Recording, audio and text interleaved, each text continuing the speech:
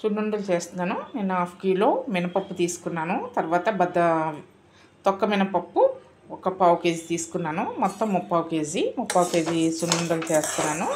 3/4 KG పప్పు అనమాట. అంటే ఇప్పుడు మన గ్లాస్ అనుకోండి, ఈ గ్లాస్కి గీతకి పావు అనమాట.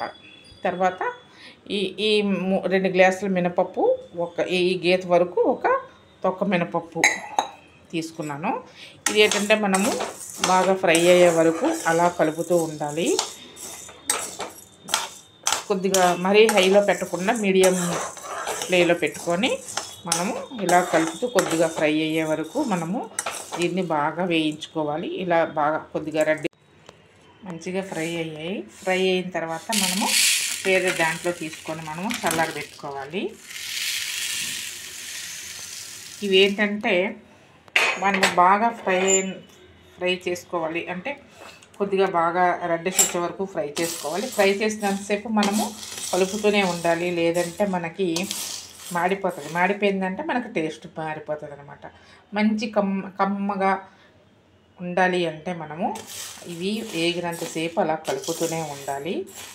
తర్వాత మరీ హైలో కాకుండా మీడియం దాంట్లో పెట్టుకొని అలా ఫ్రై చేస్తే మనకి మంచి కమ్మని స్మెల్ అనేది వస్తుంది, కమ్మగా ఉంటాయి అన్నమాట.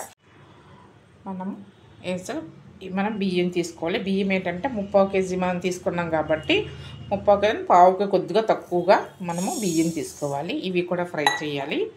ఇవి కూడా ఫ్రై అయిన తర్వాత మనము చల్లారబెట్టుకోవాలి 2 కలిపి.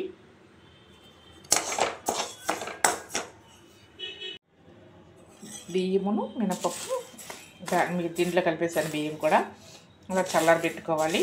ఇంకా నెక్స్ట్ ఏంటంటే మినపప్పు దాంట్లో బియ్యం వేసి మనము ఫ్రై చేసామంటే మినపప్పు కొద్దిగా కాస్త ఎక్కువసేపు వేపాలి. అందుకని మనము సపరేట్గా ఫ్రై చేసుకుంటే 2 సపరేట్గా ఫ్రై చేసుకుంటే మనకి కమ్మని టేస్ట్ అనేవి వస్తాయి. ఇంకా నెక్స్ట్ ఏంటంటే సున్నుండలు అంటేనే మనకి టైం పడుతుంది. మనం దగ్గర ఉండి కాస్త ఓపికగా వేపుకుంటే మంచి టేస్ట్ అనేవి ఉంటాయి అన్నమాట. ఇప్పుడు మనం పంచదార తీసుకోవాలి.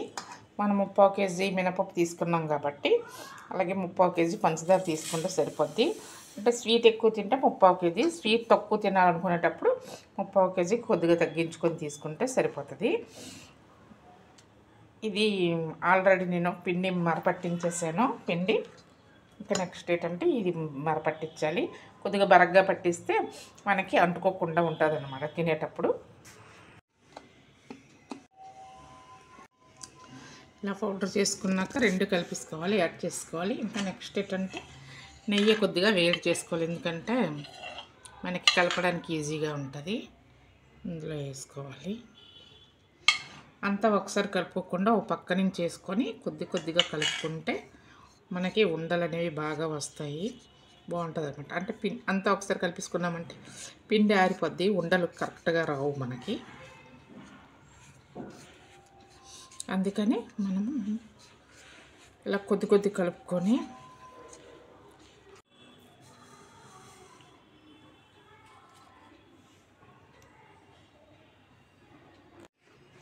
సున్నుండలు ఇలాగ చేసుకుంటే చాలా సాఫ్ట్గా టేస్టీగా ఉంటాయి అన్నమాట.